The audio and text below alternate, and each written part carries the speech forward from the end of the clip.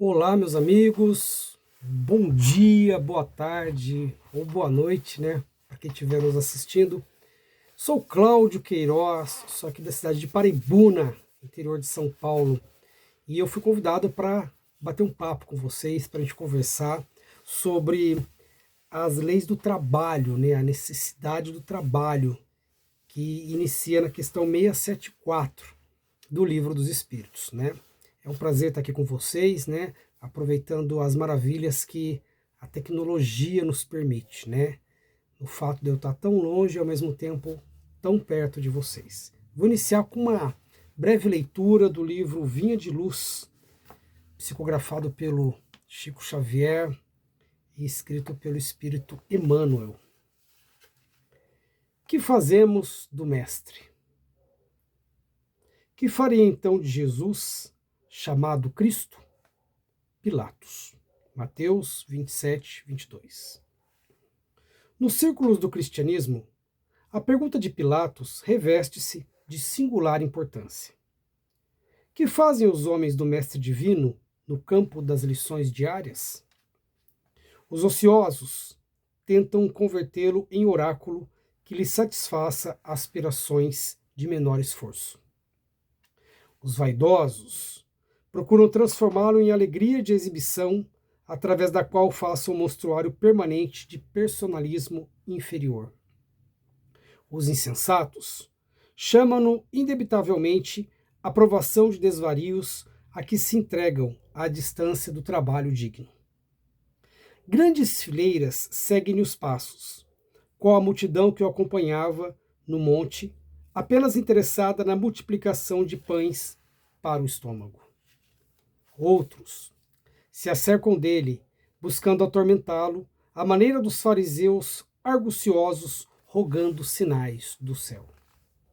Numerosas pessoas visitam-no, imitando o gesto de Jairo, suplicando bênçãos, crendo e descrendo ao mesmo tempo. Diversos aprendizes ouvem-lhe os ensinamentos ao modo de Judas, examinando o melhor caminho de estabelecerem a própria dominação. Vários corações observam-no com simpatia, mas na primeira oportunidade indagam, como a esposa de Zebedeu, sobre a distribuição dos lugares celestes. Outros, muitos, o acompanham, estrada fora, iguais a inúmeros admiradores de Galiléia que lhe estimavam os benefícios e as consolações, detestando-lhe as verdades cristalinas. Alguns imitam os beneficiários da Judéia, a levantarem mãos postas no instante das vantagens e a fugirem espavoridos do sacrifício e do testemunho.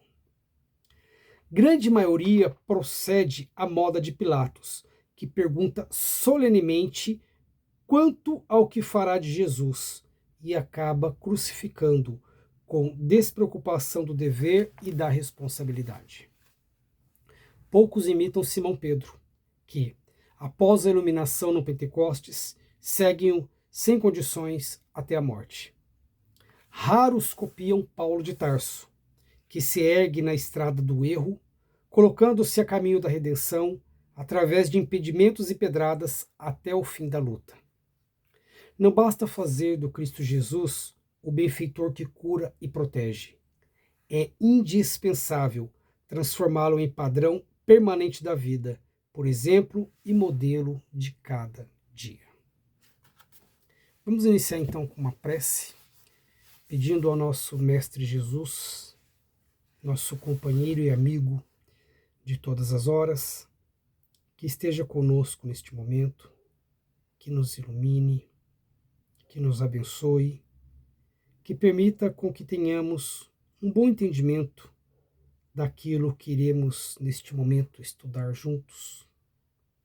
E nesse sentimento de gratidão, elevamos cada vez mais os nossos pensamentos aos nossos amigos do plano espiritual, para que esse nosso breve estudo possa alcançar os nossos corações, possa esclarecer a nossa mente e fazer com que nós possamos galgar alguns degraus a mais na nossa escala evolutiva. Querido Mestre Jesus, em seu nome, nós damos início a esse nosso momento de estudo de hoje. Pessoal, nossa conversa hoje então sobre as leis do trabalho, a lei do trabalho, né, que está aqui no Livro dos Espíritos, né? Pessoal, a primeira pergunta, a pergunta 674 é a seguinte: a necessidade do trabalho é uma lei da natureza? Olha só, o trabalho ele é uma lei da natureza e por isso mesmo é uma necessidade. A civilização obriga o homem a trabalhar mais porque aumenta suas necessidades e prazeres. Olha que interessante, pessoal. Então, assim, o trabalho ele é uma lei da natureza, né? É uma coisa que faz parte da nossa escala evolutiva, faz parte do momento evolutivo, né, do qual nós nos encontramos. E olha que interessante essa questão, né? A civilização obriga o homem a trabalhar mais, porque aumenta suas necessidades e prazeres, né? Ou seja, nós poderíamos trabalhar somente numa certa medida e já teríamos o suficiente para a nossa vida. Mas a civilização, essa maneira como a gente vive hoje, a tecnologia, essa busca pelos prazeres materiais, faz com que a gente sempre acabe trabalhando em excesso. É um importante recado. Mas o trabalho ele é uma lei da natureza, e olha, pessoal, é interessante, viu? Não é dos momentos de lazer e dos momentos de descanso que surgem as coisas mais importantes da nossa vida. As coisas mais importantes da nossa vida, elas surgem por causa do trabalho. É o trabalho que permite que você alcance os seus sonhos, é o trabalho que permite que você alcance as suas metas. É do trabalho, é dos momentos de trabalho que saem os seus momentos de maiores prazeres, de maiores satisfações. É muito importante essa assertiva. Tá? Olha só, pessoal, a pergunta 675. Só devemos entender por trabalho as ocupações materiais? E aí os espíritos respondem: não. O espírito trabalha assim como o corpo. Toda ocupação útil é trabalho. Olha que interessante. Então, não é somente o corpo que trabalha, né? Não é somente o corpo que trabalha, não são só as coisas materiais, né, que envolvem o trabalho. O espírito também trabalha. E olha que interessante, pessoal, se nós analisarmos essa questão, ela é bastante complexa e interessante. Por quê? E aí vai uma dica importante, né? Nós dormimos em média 6, 7 horas por dia, né? Se nós fizéssemos um cálculo, nós passamos 1/3 da nossa vida dormindo, tá? Ou seja, uma média que nós passamos dormindo é algo em torno de 25 anos. Passamos 25 anos da nossa vida dormindo, tá? Então, é possível que nesses 25 anos que a gente passa dormindo, você também trabalhe, você também atue. Ah, Cláudio, eu não tenho tempo de atuar dentro da minha doutrina, eu gostaria de praticar mais a caridade, eu gostaria de trabalhar mais em prol do próximo. É possível, pessoal. Estou chamando vocês aqui agora para o trabalho, tá? É possível que durante o sono você também trabalhe, tá? Mas como eu faço isso, né? E olha que legal, dá para você ter duas encarnações em uma fazendo isso, tá? Porque dá para você trabalhar, né, quando está acordado, e dá para você trabalhar durante o sono, né? Trabalhar em prol do próximo ainda. Olha que legal. Como isso? Se você vigiar o que você está lendo durante o dia, se você conseguir vigiar as suas conversas, se você conseguir se vigiar durante o dia, você vai ter uma noite de sono mais tranquila. Você, quando for passar pro plano espiritual durante o sono, né, você vai passar para o plano espiritual de forma mais equilibrada. Cláudio, mas é tão simples assim? É simples, mas não muito. O espírito Joana de Ângeles, no livro Autodescobrimento, ela dá uma dica muito interessante. Ela ensina algo muito legal. Tá? Ela ensina você a se preparar para o sono. Ela chama isso de planejamento onírico. Está no livro Autodescobrimento, da série psicológica da Joana de Ângeles. Ela fala que você pode se preparar para dormir e se planejar com o que você quer sonhar. Tá? Porque, gente, se você se preparar, se você procurar se melhorar cada dia, pode ter certeza, o plano espiritual vai chamar você para trabalhar com eles. Vai chamar você para assistir aulas no plano espiritual, vai chamar você para te ensinar e vai chamar você para trabalhar. Tá? Cláudio, como é que funciona isso? A Joana de Ângeles, ela ensina passo a passo. Olha que legal. Ela fala assim, né? Qual que é o primeiro passo? Você fazer uma boa leitura, tá? Você iniciar a sua noite ali antes de dormir, você fazer uma boa leitura, tá? Ah, não, primeiro ela fala assim, olha que legal, primeiro ela fala assim, Você planeja, pensa sobre o que você quer sonhar. Pensa sobre o que você quer sonhar durante o sono. Pensa, visualiza, fecha o olho e visualiza com o que você quer sonhar. Ah, eu quero sonhar que eu estou no plano espiritual, eu quero sonhar que eu estou tendo aula no plano espiritual, eu quero sonhar que eu estou trabalhando com o plano espiritual. Visualiza com o que você quer sonhar, quando você já estiver na cama para dormir, tá bom? Logo em seguida, faz uma leitura salutar. Pega uma página de um livro e faz uma boa leitura, faz uma leitura salutar. Depois, faz uma prece. E logo em seguida, se entrega ao plano espiritual com bons sentimentos, com boas intenções. Olha que legal, você está preparando o seu sono. Pessoal, é fantástico o resultado disso. Então, ó, passo a passo para você não perder, tá bom? Primeiro visualiza com o que você quer sonhar. Depois faz uma boa leitura, tá? Depois você faz uma prece e depois você se entrega em pensamentos para o plano espiritual, se dispõe, se torna disponível. Olha, eu estou disponível para trabalhar, para ir para bons lugares durante o sono. Pessoal, dica importante, hein? Dica importante. Você pode passar ali 25 anos da sua vida a mais trabalhando junto ao plano espiritual. Você pode preparar a sua noite de sono. Fantástico, pessoal. Dica fantástica mesmo, tá? Pessoal, pergunta 676, olha só. Por que o trabalho é imposto ao homem? Por ser uma consequência de sua natureza corpórea, tá? Ou seja, o trabalho, ele ao mesmo tempo, tá? Ele é uma expiação, tá? O trabalho ele é ao mesmo tempo uma expiação, né? Porque o trabalho, gente, não é uma coisa fácil às vezes, né? Às vezes você não trabalha com o que você gosta, não é uma coisa fácil, né? Mas o trabalho, ele é uma expiação e ao mesmo tempo ele é uma maneira de você progredir. Porque para trabalhar em determinado lugar você vai ter que estudar, você vai ter que lidar com pessoas. O trabalho, ele também é um laboratório. Então ele é uma expiação e ele também é um laboratório para que você possa evoluir, para que você possa crescer, tá? Se não fosse o trabalho, se você tivesse uma vida ociosa, sua vida ia ser horrível, né? Os orientais têm um ditado que eu gosto muito. Eles falam assim, ó, você pode até permitir que um pássaro voe sobre sua cabeça, mas você não pode deixar ele fazer um ninho nela, né? Por quê? Porque a ociosidade, né, ela é uma coisa muito complicada, ela é uma coisa perigosa para a nossa vida, né? Então, assim, como o plano espiritual coloca o trabalho como uma expiação e como um processo para a gente também poder evoluir, ele fez com que as nossas necessidades de alimento, de segurança, né, familiares, dependessem do trabalho, né? Então o plano espiritual ele alinhou tudo ali para que o trabalho se tornasse algo necessário na nossa vida. É importante lembrar que, por exemplo, se você for ler o livro Nosso Lar, né, no livro Nosso Lar existe a questão do trabalho, os espíritos trabalham muito, e tem até a questão da remuneração do bônus hora.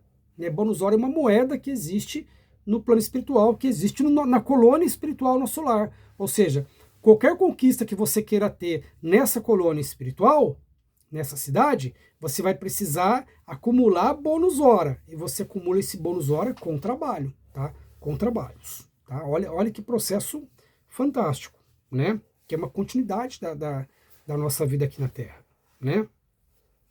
E aí a pergunta 677 é assim, ó. Por que a natureza se encarrega por si mesma? Por que a natureza se encarrega por si mesma de prover a todas as necessidades dos animais? Né? Porque os animais da natureza, eles têm tudo o que eles precisam, né? E os espíritos respondem, olha, não é bem assim. Tudo trabalha na natureza, né? Os animais trabalham, mas o trabalho deles, com a inteligência que eles dispõem, se limita ao cuidado da própria conservação, né? Ou seja, os animais não têm tudo o que eles querem pronto. Até os animais precisam trabalhar para prover as suas necessidades de conservação. Só que olha que interessante, diferentemente do homem, né, diferentemente da gente, o trabalho ele não, o trabalho neles, né, não resulta em progresso, né, porque para nós, né, o trabalho resulta nesse progresso, nesse processo de inteligência, né. Entre os homens tem dupla finalidade: a conservação do corpo e o desenvolvimento da faculdade de pensar, né? E ele também nos eleva espiritualmente. Mas o trabalho dos animais, ele é limitado à sua preservação. Porém, olha como a natureza é sábia e como Deus é sábio, né? até o trabalho dos animais no que tange a sua própria conservação, também resulta em resultados para a natureza. Cláudio, como assim? Por exemplo, as abelhas. As abelhas, quando elas vão pegar o pólen, né? Vão pegar o pólen, vão pegar os produtos para fabricar o mel, elas acabam polinizando as demais plantas, né? As abelhas, no trabalho que elas fazem, elas realizam um processo de polinização.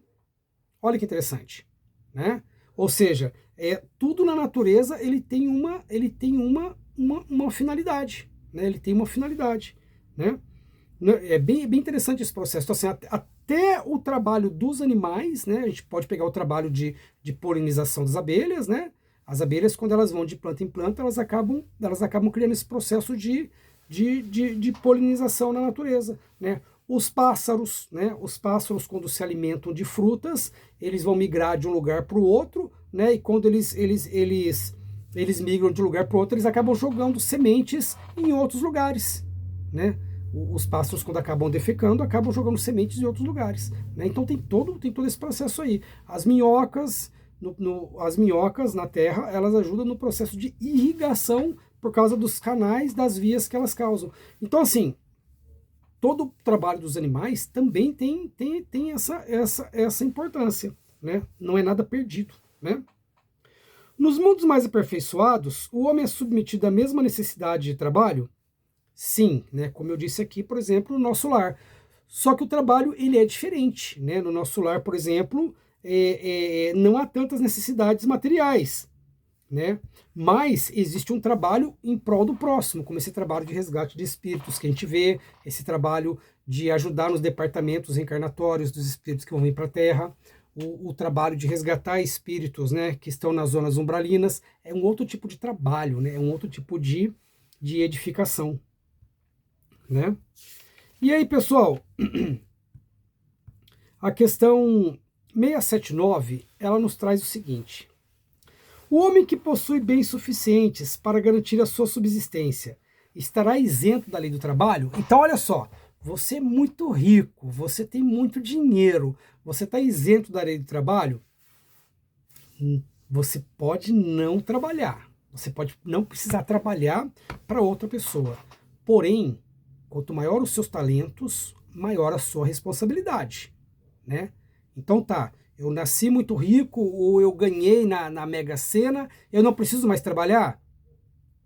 Não necessariamente, mas a sua responsabilidade enquanto ser humano aumenta, tá? Ela aumenta. Por quê? Porque daí você vai chegar numa etapa que você vai precisar trabalhar pelo próximo. Você vai ter responsabilidade de contratar funcionários para trabalhar, você é responsável por esses funcionários, pela geração de renda de famílias, você vai ter que essa responsabilidade de ajudar o próximo com instituições de caridade, né? Porque nós, como espíritas, sabemos que fora da caridade não há salvação, né? Então, a responsabilidade do milionário, a responsabilidade daquele que nasceu em berço de ouro, ela ainda é maior, porque ele nasceu em berço de ouro por esse motivo, tá? Por esse motivo, para ele poder ter um alcance maior, uma responsabilidade maior de ajudar o próximo, de auxiliar o próximo, né? Então, pessoal, essa é uma assertiva muito importante, uma questão muito importante, tá? É a parábola dos talentos, né? No fim, você vai ser questionado sobre o que você fez com os talentos que você recebeu, né?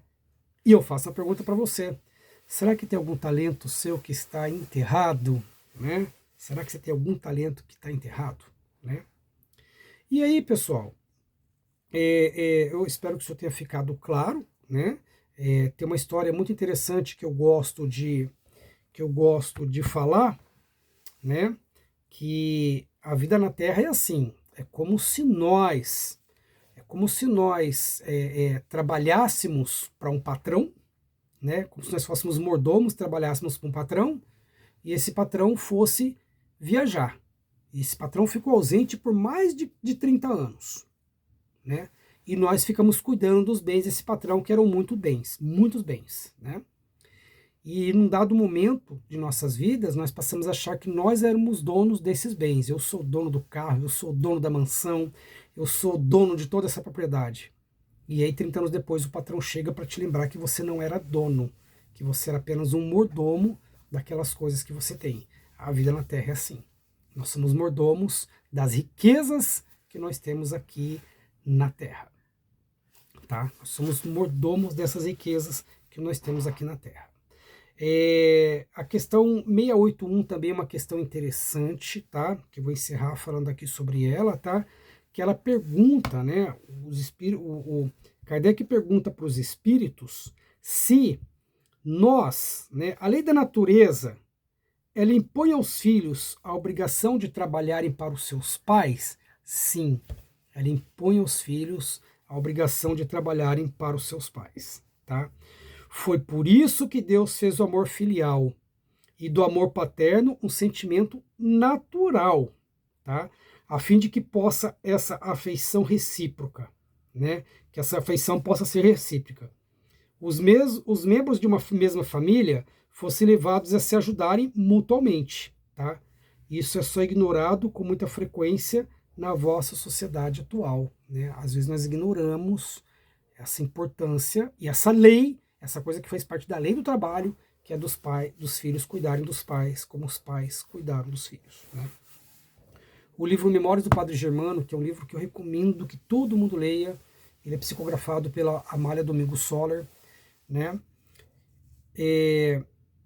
Tem um episódio lindo, né? Que o livro é da época medieval, a história se passa na época medieval, e a filha, né, de um pai ali, ela era muito talentosa, ela cantava muito bem, cantava como se fosse um anjo, e os integrantes da igreja pegam essa menina para levá-la para a igreja e para tornar ela uma freira. E o pai começa a entrar em depressão e fala até em se matar se a filha não ficasse com ele.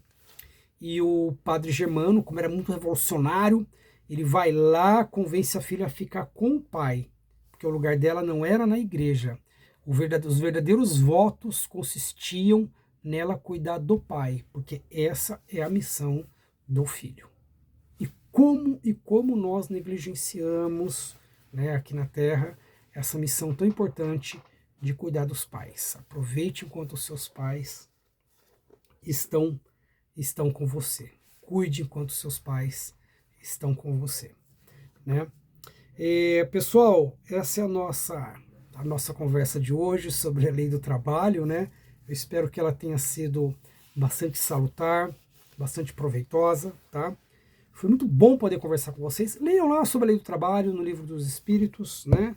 Tá na questão, da questão 674, né? 674, a questão 68, 685, né? Bastante interessante, né? O trabalho ele é uma lei da natureza, ele é uma lei da vida, né? E é do trabalho que nós podemos espiar algumas das nossas provas, podemos desenvolver intelectualmente, e é do trabalho que surgem, é dos momentos de trabalho que surgem a realização dos nossos sonhos, das nossas metas, do nosso crescimento, né? Tem um livro muito interessante chamado Utopia, e nesse livro, a Utopia era um país fantástico, onde você não precisava trabalhar, e o que você imaginasse aparecer na sua frente, então as pessoas tinham tudo, elas tinham tudo que elas queriam.